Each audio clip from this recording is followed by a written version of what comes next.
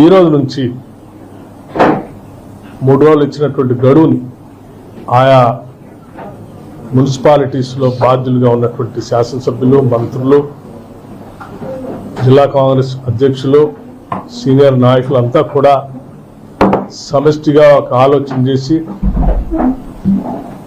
గెలవటానికి అవకాశం ఉన్నటువంటి అభ్యర్థుల్ని, కాంగ్రెస్ ఆలోచన విధానాన్ని, ప్రభుత్వ సంక్షేమ కార్యక్రమాలని పెద్ద ఎత్తున ప్రజల దగ్గర తీసుకెళ్లే విధంగా ఉండేటువంటి అభ్యర్థులపైన దృష్టి సారించి అందరి ఏకాభిప్రాయంతో సాధ్యమైనంత వరకు అభ్యర్థుల్ని నిర్ణయించుకునే కార్యక్రమాన్ని చేపట్టవలసిందిగా, అట్లాగే శాసనసభ్యులందరూ కూడా వారి వారి మున్సిపాలిటీస్లో తదేక దృష్టితో అక్కడ ఉన్నటువంటి పార్టీ మండల అధ్యక్షులు, మున్సిపాలిటీస్ అధ్యక్షులు, జిల్లా అధ్యక్షులతో సమన్వయం చేసుకుంటూ ఈ ప్రక్రియని విజయవంతం చేయవలసిందిగా విజ్ఞప్తి చేస్తూ ఉన్నాను.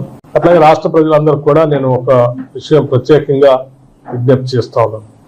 ఈనాటి ప్రభుత్వం ప్రజాప్రభుత్వం, ప్రజల ప్రభుత్వం, రాష్ట్ర ముఖ్యమంత్రి రేవంత్ రెడ్డి గారి నాయకత్వంలో ఉన్నటువంటి ఈ కేబినెట్ పూర్తి స్థాయిలో ప్రజా సంక్షేమం కోసం, అట్లాగే నగరాల అభివృద్ధి కోసం, ఇన్ఫ్రాస్ట్రక్చర్ని, ఇండస్ట్రీని, సర్వీస్ సెక్టర్ని, ఎడ్యుకేషనల్ ఇన్స్టిట్యూషన్స్ని, హెల్త్ పైన ప్రత్యేకమైనటువంటి దృష్టి సారించి ముందుకు పోతా ఉన్నాం. విద్య పైన అట్లాగే ఆరోగ్యం పైన ప్రత్యేకమైన దృష్టి సారించడంతో పాటు నగర పాలనలో ఉన్నటువంటి ఇన్ఫ్రాస్ట్రక్చర్ కూడా మేము ప్రధానమైనటువంటి ప్రాధాన్యత ఇస్తా ఉన్నాం.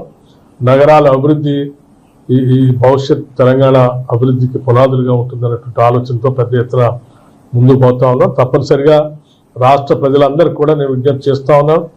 ఇస్తున్నటువంటి సంక్షేమ కార్యక్రమాలకు సంబంధించినటువంటి సన్నబియ్యం కానీ, మహిళలు తిరిగేటువంటి ఆర్టీసీలు బస్సులో ప్రయాణం విషయం కానీ, లేకపోతే ఈ ప్రభుత్వం వచ్చిన తర్వాత ఒక దశాబ్ద కాలం పైబడి ఎదురు చూస్తున్నటువంటి రేషన్ కార్డుల్ని రాగానే పెద్ద ఎత్తున ప్రతి డివిజన్లో కూడా అర్హత కలిగినటువంటి వాళ్ళందరికీ రేషన్ కార్డులు అందించాం. ఆరోగ్యశ్రీకి సంబంధించి వైద్యం పైన ప్రత్యేక దృష్టి సారించి ఒక కుటుంబానికి 10 లక్షల రూపాయల వరకు వైద్యం చేయించుకునే విధంగా ఆరోగ్యశ్రీ పథకాన్ని కూడా అమలు చేసి ముందుకు పోతాను. ఈ విషయం గతంలో ఆరోగ్యం పైన ఏదైనా ఇబ్బంది పడితే కార్పొరేట్ హాస్పిటల్కి వెళ్ళి వైద్యం చేయించుకోలేక, ఆ బిల్లులు కట్టలేక బాధపడుతున్నటువంటి వైనాన్ని కూడా చూసాము. ఈరోజు ప్రతి కుటుంబం 10 లక్షల వరకు వైద్యం చేయించుకునే స్థాయిలో ఒక ధైర్యాన్ని, మనోధైర్యాన్ని, స్థైర్యం ఈ ప్రభుత్వం కల్పించింది.